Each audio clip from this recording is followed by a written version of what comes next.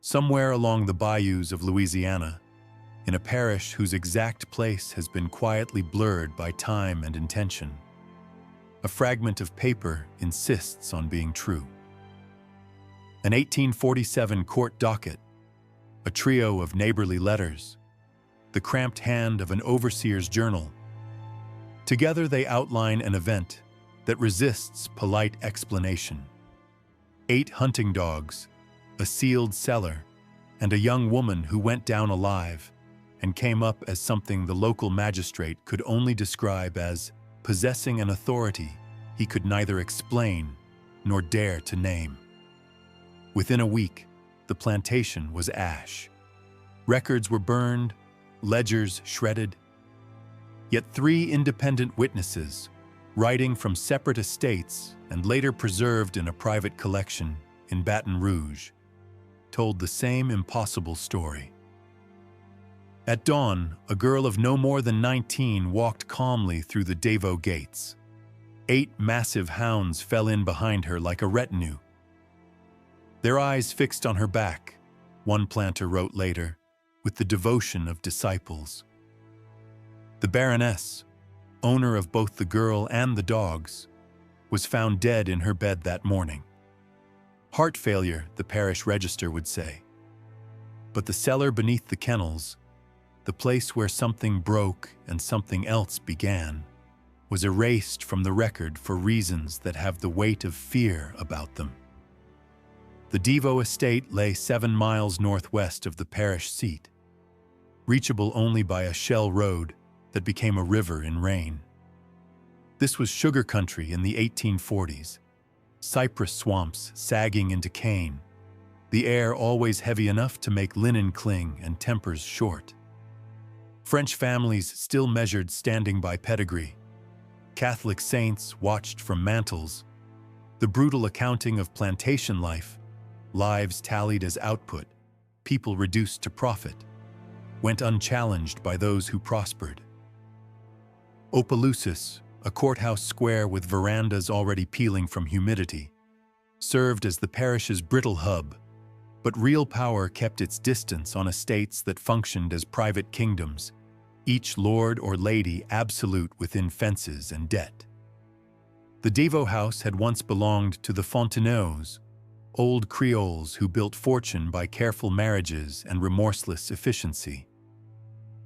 When the last Fontenot died childless in 1843, the estate changed hands through a tangle of transactions until it settled, in 1844, upon a woman most of the parish had never met.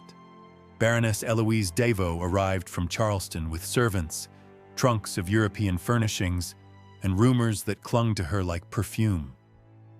Widowed to a minor Belgian noble, the circumstances of his death whispered as conveniently timed. She was perhaps 40 but dressed younger, fashion sharpened into armor. Her face, pretty once, had been smoothed and maintained in the expensive way of the desperate. What unnerved people were her eyes, cold, appraising, the stare of a ledger turned against flesh. She spoke French with an accent that marked her origin, English like a blade, and she refused the local Creole as beneath her. Within weeks, she remade the household. She dismissed half the workers, replaced the overseer with Gaspard Thibault, a man noted for cruelty, and set a discipline that even nearby planters found conspicuously harsh. She had brought from Charleston 8 hunting dogs, mastiff-blooded, hounds grown to intimidate. She boasted at a dinner that they were not companions, but instruments. Trained, she said with a flat amusement, by a man in South Carolina who specialized in making beasts into threats. She fed them on a schedule that kept them perpetually alert and perpetually wanting. She christened them with aristocratic names: Bourbon, Savoy, Habsburg, Hohen, Zolan, Romanov, Windsor, Grimaldi, Medici, a private court of animals named after houses that had never had to account for conscience. They obeyed her commands in sharp German. To everyone else, they showed teeth. That autumn, the Baroness purchased a girl at the New Orleans market. The ledger still exists. Female, estimated 16, from Virginia estate sale. The broker's marginalia noted defiant. Reduced price reflects difficult temperament. $400 exchanged hands. On the plantation, she was called Margaret, a name assigned for convenience, for civility. She was slight, growth stunted by underfeeding. Her hands bore the calluses of work.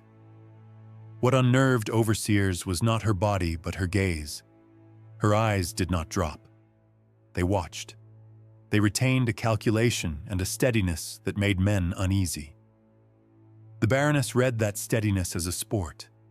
She loved to break things that resisted her. Margaret's early weeks were apprenticeship by humiliation. She served meals, polished silver, moved through the house like a shadow trying not to irritate. The Baroness watched constantly, waiting for a crack. It came in November when Margaret failed to curtsy quickly enough. The punishment, 20 lashes administered by Thibault while the household looked on, left her silent, cheek bitten through to hold the shape of endurance. Silence enraged the Baroness more than argument would have. The pattern escalated. Impossible tasks, planted thefts, contradictions designed to set a trap and then punish the stumble. The other enslaved people learned to avoid the one who drew the Baroness's focus. Proximity meant danger.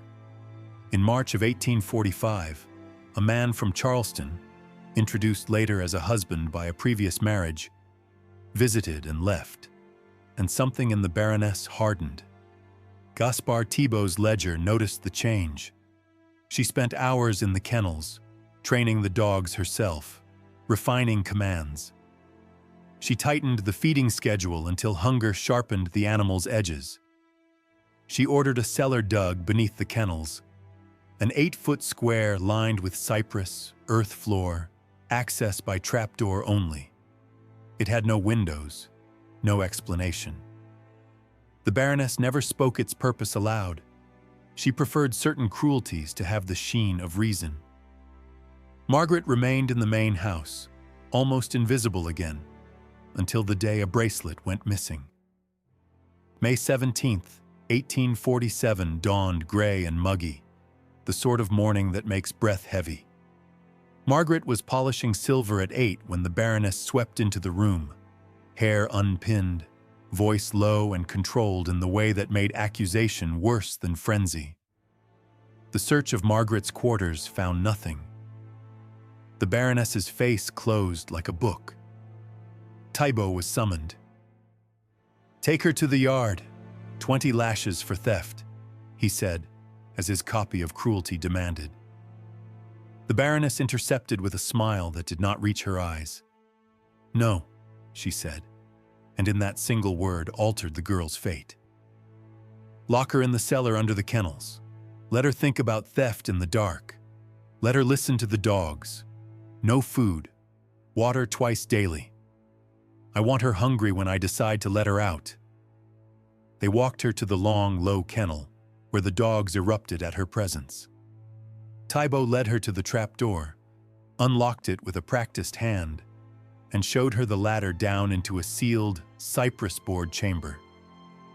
The smell that rose was damp earth and animal sourness. She descended into a black room, 10 feet perhaps, with a bucket for a toilet and nothing else. The trapdoor closed and the padlock clicked. The dogs barked for a while, then, as hunger settled into them, quieted. Margaret sat with knees drawn, lips split from the Baroness's hand, listening to claws on boards above. She had known darker places in Virginia, smokehouses for days after defiance, and told herself she could endure a day or two. What she did not know was that the Baroness had planned something more elaborate than a night's torment. The punishment was designed to test the calculus of creature and control. The first 24 hours were a hard blur of discomfort. Thibault dropped water at dawn and dusk by rope. The dogs learned to ignore the presence beneath their feet. Margaret dozed when she could, counted the cup returns in stiff, sudden measures, kept her mind from unraveling. The second day brought a hunger that moved beyond mere ache to a single, humming preoccupation. Darkness thickened. Time folded. On the third day, no cup came.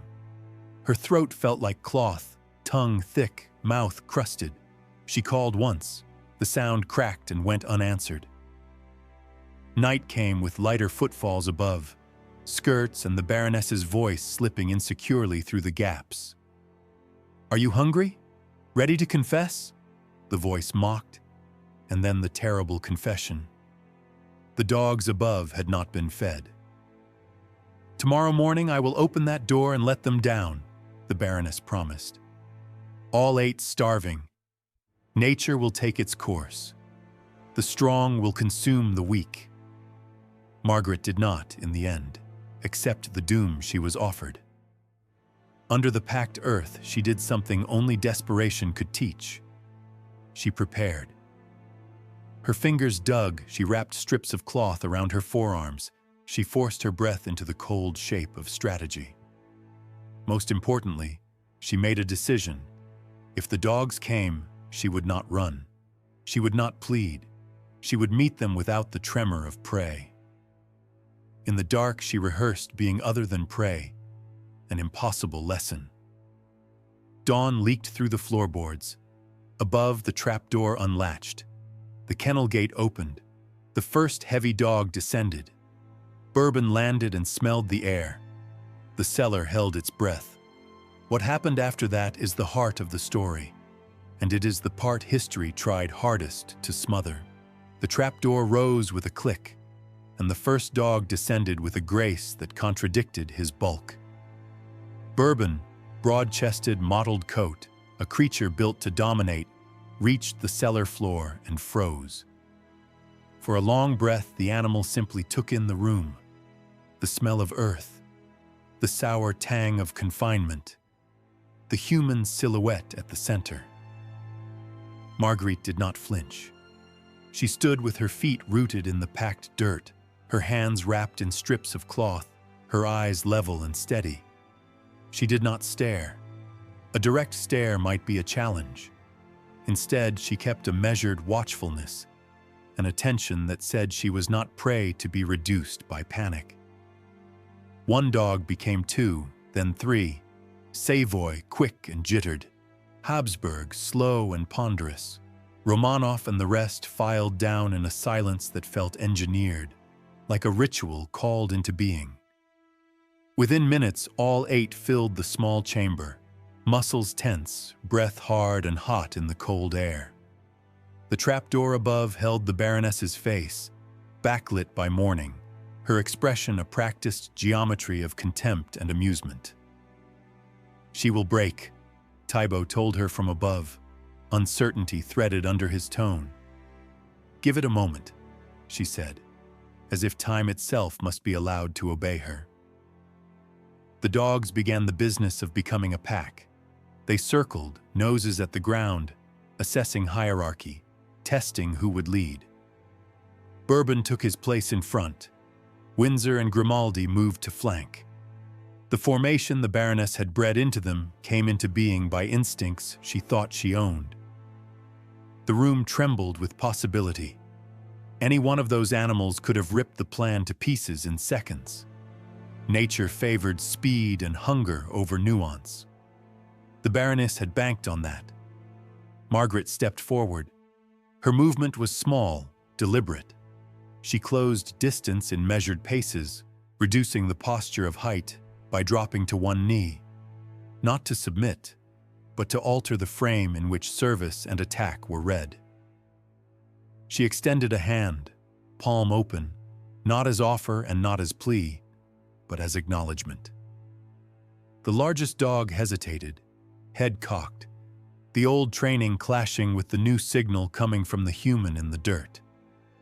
What she did next would have seemed lunacy to anyone peering down through the floor. From the corner where she had dug with her fingers, she produced a thing that would later be called by a planter an ignoble talisman. A dead rat, small and stiff, and already softened by days in the dark. She tore it with hands she had wrapped for protection, split its body, and flung the pieces into opposite corners of the cellar. The dogs lunged. They fought for a heartbeat, the short, brutal scrabble of starvation. Bourbon reasserted himself and swallowed his piece. Windsor claimed the other. The exchange lasted 30 seconds. When it ended, the animals turned as one toward the human who had made meat out of scavenged refuse. Something in their calculus had rearranged. A creature that had once been merely a threat had delivered sustenance. The association was primitive but potent. This animal could feed. The Baroness laughed, thin and sharp. "A taste," she said from above. "You've only whetted their hunger." Her certainty faltered in private under the weight of the quiet that followed. The dogs did not rend. They gathered closer. They nosed Marguerite, pressed heads to shoulder, licked her hands with rough tongues. Bourbon, the alpha by size and training, leaned his weight against her chest. She answered with a slow, precise scratch behind his ear. The tail that had been rigid given the cruelty of the leash gave a single, uncertain wag. Thibault recorded it later with the kind of bewilderment that crawls across a man who can no longer explain his profession.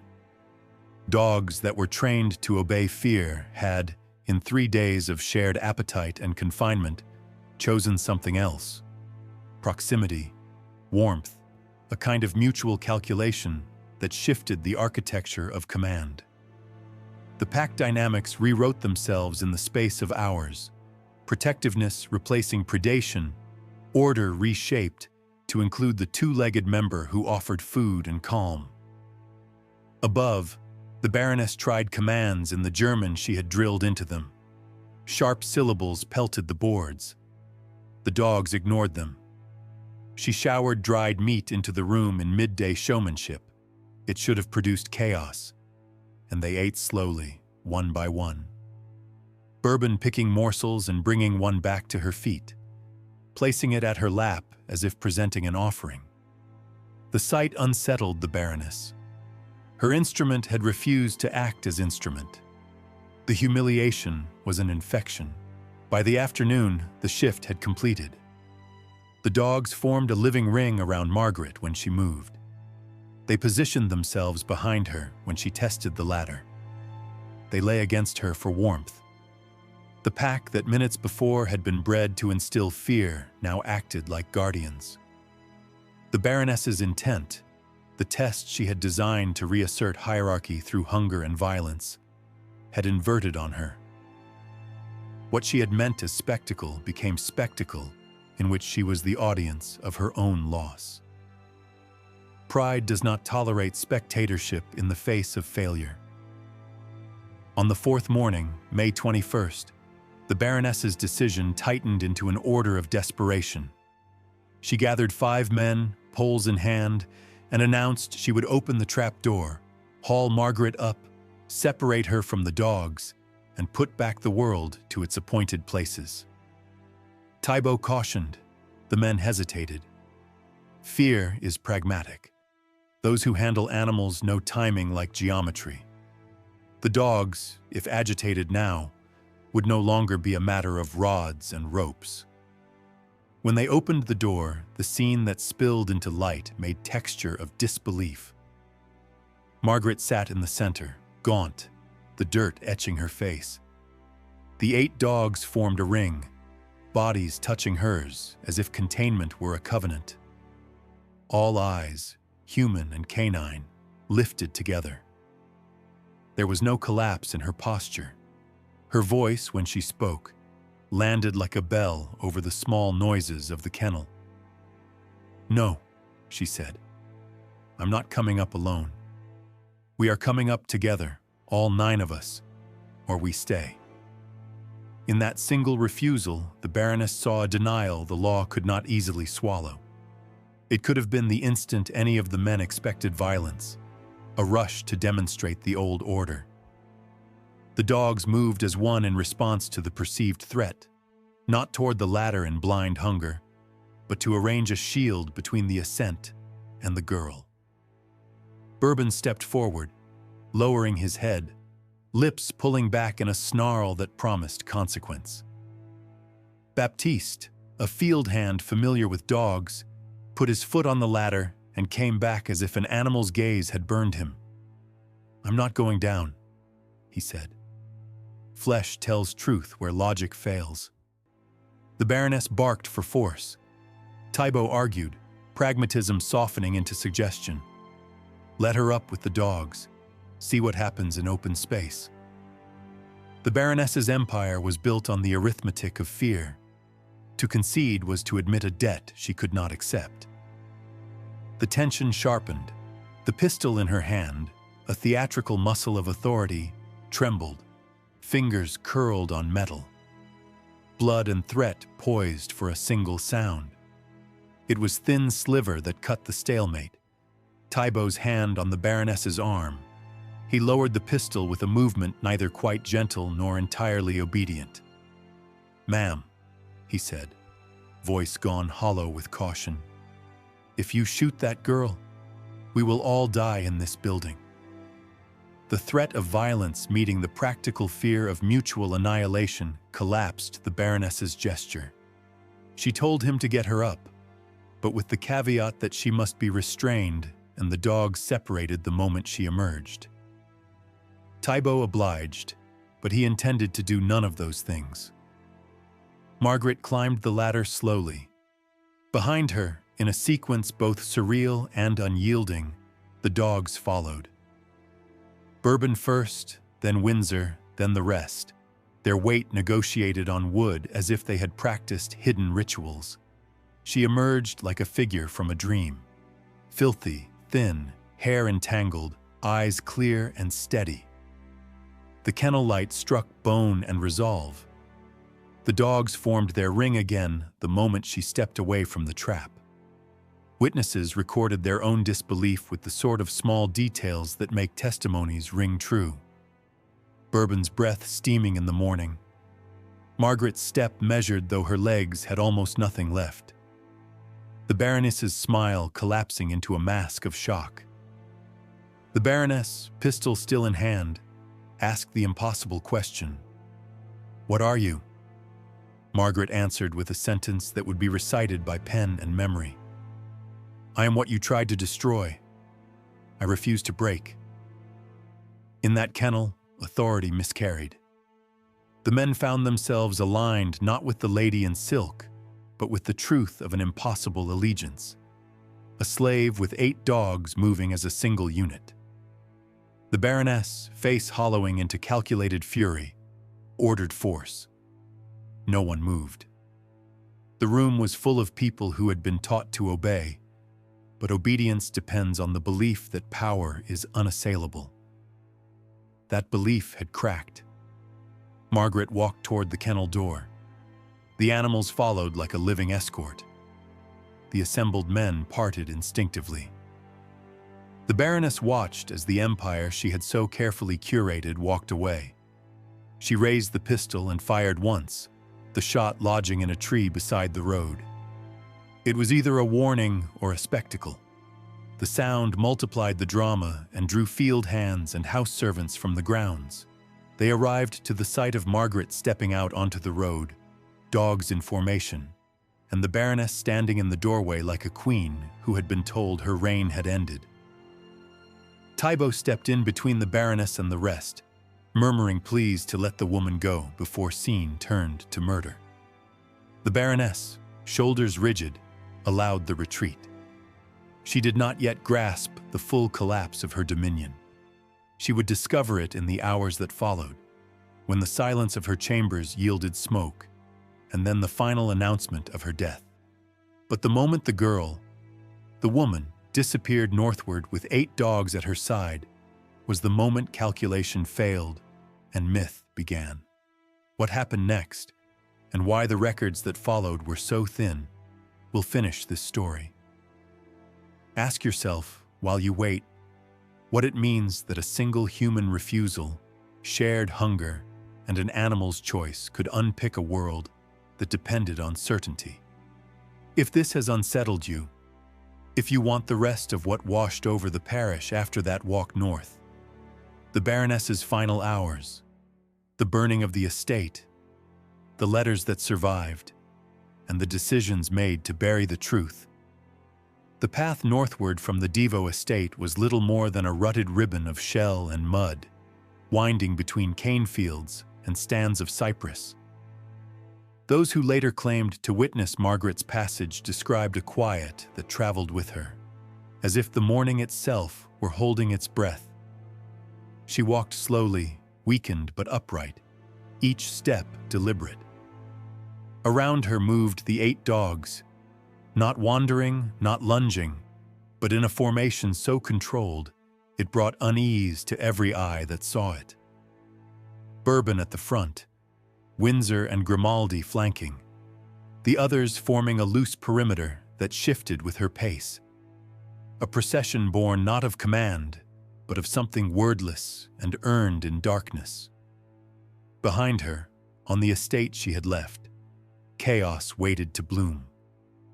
The Baroness stood rigid in the kennel doorway, the smoking pistol hanging at her side. Her face was the color of paper. Rage quivered through her, but calculation edged it, a frantic need to reassert the shape of the world she believed immutable. As Margaret vanished around a bend, Thibault held the Baroness's arm to keep her from firing again, murmuring, "Let her go, ma'am. Let this pass before more is broken." But he misunderstood the depth of what had already snapped. The Baroness was not a woman built to lose. She turned from the road with a composure that did not match her eyes and walked toward the house. "Send word to the parish authorities," she ordered, voice tight, controlled, fraying only at the edges. "Report her as a runaway. Offer reward. She will be caught by nightfall."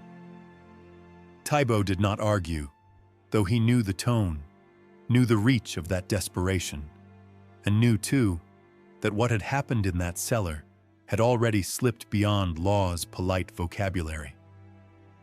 The morning widened. Field workers paused in their rows, shading their eyes to watch the strange procession diminish into distance.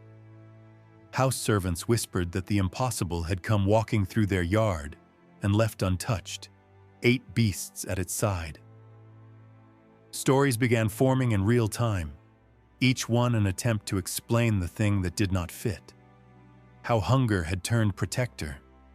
How the girl who had endured the Baroness's punishments emerged from a cellar with a steadiness untouched by fear. Inside the Devo house, the Baroness locked herself in her chamber. No one saw her for hours. Servants who approached with food found the door shut, the silence behind it thick and unnatural. People began to move with the caution of those aware a storm has found its center. By late afternoon, smoke curled under the Baroness's door. A maid screamed. Thibault and several field hands broke the lock and entered, and the room was too still. The Baroness lay on the bed, hands folded neatly across her chest, her profile peaceful in the way only the dead can achieve. No overturned furniture, no sign of struggle, no violence except the quiet violence she had done to herself. The tea she had demanded that morning sat untouched on a side table. The plants she had grown in a small garden, foxglove, monkshood, carried their own verdict in the air. The parish doctor arrived within the hour, declared heart failure, and signed the record as if the cause could be made polite by ink. Thibault added his name as witness, and the house exhaled the strangest mixture of relief and dread. The end of a tyranny and the birth of something else, something no one knew how to speak of openly. Within a week, the estate was fire. The official story named a lamp in the main house, a careless moment, an accident that spread too quickly. But the ones who had lived under the Baroness's rule, who had carried her orders like weights and borne her punishments like storms, understood more than the parish officials ever asked. Flames started in 3 buildings simultaneously. Workers did not form a bucket line. The house collapsed inward under a sky that glowed with something close to intention. The fire consumed ledgers, inventories, the rooms where cruelty had been polished into routine, a deliberate erasure of a past no one wished to inherit. After the ashes cooled, the estate was parceled to settle debts. Sections folded into neighboring holdings. The cellar beneath the kennels, the place where hierarchy ruptured, where 8 animals and 1 young woman forged a pact that defied every expectation pressed upon them, was filled and leveled. No marker, no remnant. Land returned to silence, as though the soil had agreed never to remind anyone what it had held. But stories are harder to bury. No runaway notices in the newspapers matched Margaret's description. No record of capture, no sale, no incident report. It was as if she dissolved from official memory the moment she walked off the road. And yet she left footprints in other archives, faint but stubborn. 3 letters, all sent by planters to relations in other states, described seeing her after her escape. One wrote of encountering her at a crossroads, the dogs around her moving with military precision, and a look in her eyes that made him step aside, though he carried a pistol on his hip. She declined aid. She declined challenge. "I am exactly where I need to be," she told him, and he believed her without knowing why. Then she continued north, 8 shadows at her heels. The dogs, too, vanished from the record. No sales, no attempts to reclaim them, no postings for lost property. Expensive assets, each worth far more than the girl had been purchased for, simply evaporated from plantation accounts. The owners and neighbors who might have pressed the matter did not. Perhaps they understood that some vanishings are not meant to be corrected. Thibault left Louisiana a month later. Texas took him, as it took many men fleeing debts or histories they preferred not to face. His journal, the one later found among his effects, attempted to make sense of what he had witnessed. He catalogued the events with a precision that betrayed his discomfort. The cellar, the pack dynamics, the reversal of authority. He returned again and again to the way the dogs had refused to attack, refused to abandon her, refused commands they had once feared. His final entry read like a confession. What the Baroness attempted exceeded cruelty. What the girl achieved exceeded understanding. Perhaps this is my punishment, not to explain it before I die. The parish magistrate never investigated further. The doctor never amended the record. The fire was ruled accidental. Margaret's disappearance was filed under quiet categories that required no attention. To pursue truth would have meant acknowledging that the foundations upon which their world was built, hierarchy, obedience, the permanence of fear, had cracked. Better, then, to leave the story half buried. The oral tradition carried the rest. Elderly former slaves, decades later, told interviewers of a girl who left a plantation with dogs walking at her side. The details shifted, the state, the age, the number of dogs, but the spine of the story held. Someone meant to be broken refused to break, and the instruments of oppression chose to follow her instead. Historians would later examine it with varying degrees of skepticism and awe. Some argued for exaggeration.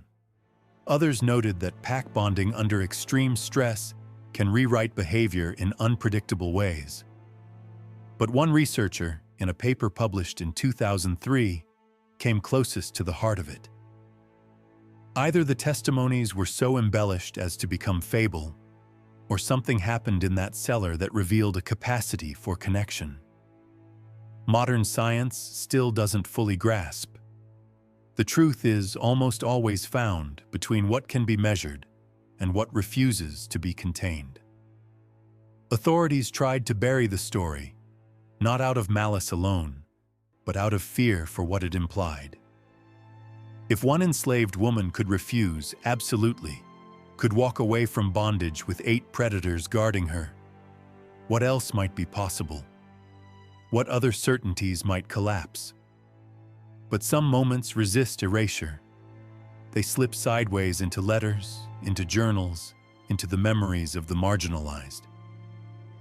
They become parables carried by those who were never asked to testify, preserved because someone needed them to survive. So what do you believe happened in that cellar? Was it instinct? Was it rebellion? Was it something closer to recognition? A moment when suffering aligned species that had no language for each other except hunger and fear and the faint, stubborn pulse of will? Tell me what you see when you picture that place. Because somewhere in Louisiana, a young woman walked away with 8 dogs that should never have followed her. Someone tried to burn the evidence, and still the story survived.